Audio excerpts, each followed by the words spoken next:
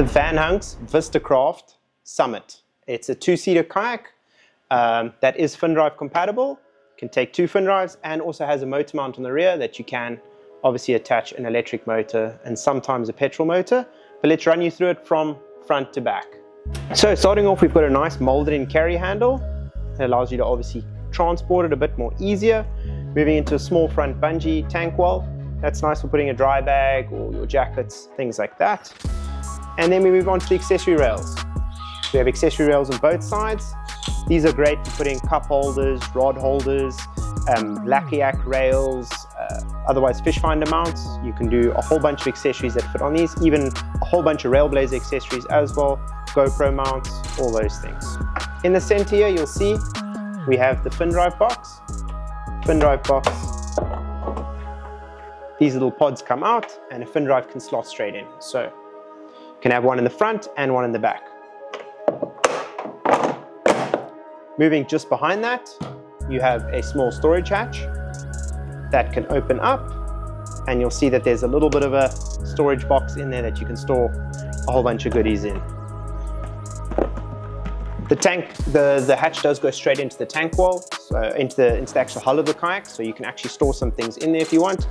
I prefer to keep it above, but you'll see these are also quite waterproof. You'll see we've actually landed up filling up one with water on the inside of the deck to see if we had bubbles coming through at all. I had not a single bubble, so it shows that it is quite waterproof. Here we have seats that are on rails. So the nice thing is you can move the seat further forward or further backwards depending on how tall you are, and weight distribution on the kayak.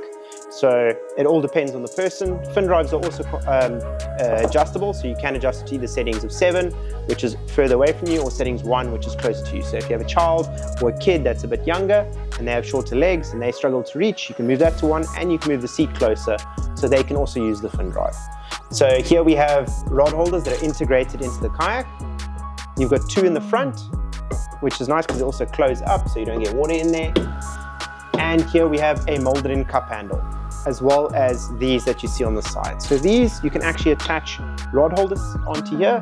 Otherwise, what you can use this for as well is if you remove this, you can see it's a tackle box storage compartment as well. So you can use it as either or. Then we'll move a bit further back. So here we have a large section in the middle of the kayak that you'll see I've got rails on either side, as well as a large storage section here. You can use it as a storage section, otherwise you can also use it as a sitting place for kids if, let's say, you want to go as 3 people on the kayak. The nice thing is there is a molded in seat here, so they are quite comfortable. You can also use it as a storage place where I would store a big box or a cooler box or something like that. You've got the space to do so. Here you've got 2 handles on either side of the kayak. That's just to help move it around if you need to. Then we've got the foot steering. Foot steering is only set up for the person that is sitting at the back of the kayak. So I would suggest doing that if you're just paddling with your hands, then you can set up to the feet steering, because then you don't have to let go of the paddle to steer with your hand. But you can always do that with both the option of having it in front and the back, so someone can steer. Here we have another fin drive box. So you'll see one in the front, one in the back. Both people can use fin drives. I do suggest it. It helps the kayak move a lot faster and it's a lot more efficient. Especially if you're going in the ocean, it's 1.5 to 2 times more efficient than using your paddle. Okay, and then you'll see here, I have another seat that's also on sliders. So if I move the seats a little bit back, you'll see that I have another hatch. Same storage hatch, just with a red box, and you'll see in the red box is a rod holder that comes with the kayak. It actually comes with 2. So you can set up these rod holders, as mentioned, on these accessory rails. You'll see that there are inserts on the inside here that are set there. These just screw into those, move along, and it's a star port that locks, and your rod holder will just slot in there. So it comes with 2, you can set it up in the front, the back, any of these rails that you see here, it will screw onto those rails. So here we do have tackle box storage again, so you'll see that I have one this side and one that side.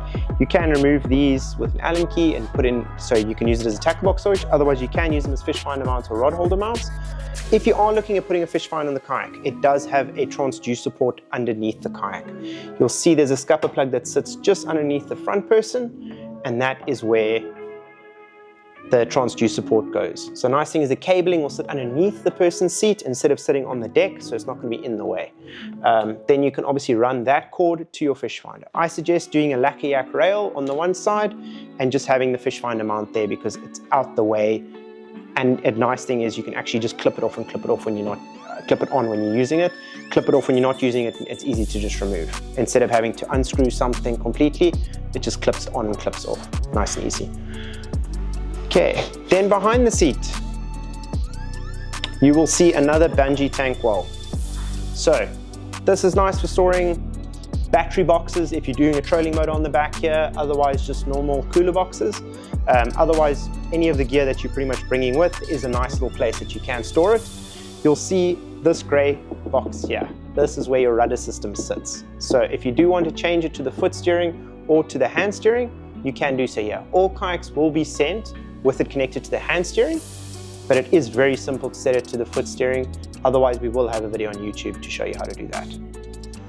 You'll see as well here, we have indentations with brass inserts. These are for stabilizers, or you can also do a side motor mount.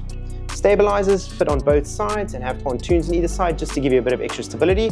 This kayak is a double hull kayak. It is already extremely stable. It's just if you're looking for extra stability, then the stabilizers are the way to go. You'll also then see 4 brass inserts on the rear here. This is for a motor mount. You'll see that there's a Vanhunks kayak motor mount. That motor mount can screw onto this, and you'll have a transom bracket at the back where you can attach an electric motor, and some people have even put small petrol motors on. So here you'll see we have the rudder cord.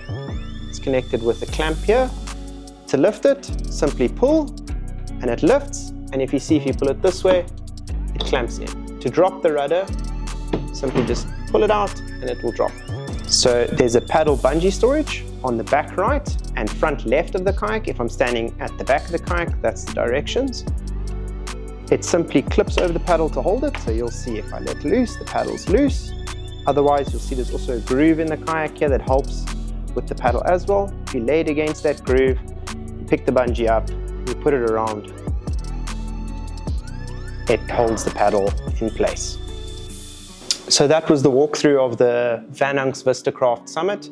It is a 14-foot kayak, 89 centimeters wide on most points, double hull kayak, tandem seater. So if you are looking at something for freshwater, ocean, something the whole family can play around on, this is definitely the right one for you.